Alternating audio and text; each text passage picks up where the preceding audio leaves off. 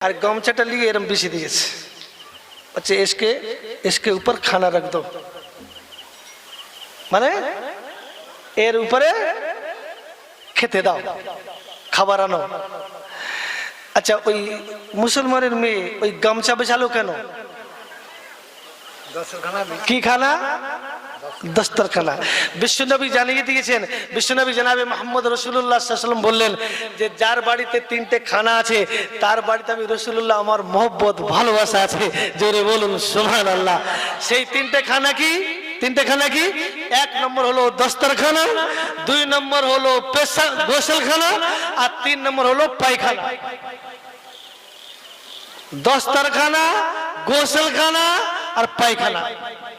এই তিনটে আপনি আপনার মেয়ের বিয়ে দেবেন দেখাশোনা যাবেন আগে দেখে নেবেন এই তিনটে জিনিস আছে কিনা যত ধনী হোক যত বড় ব্যবসায়ী হোক এই আগার গড়বড় है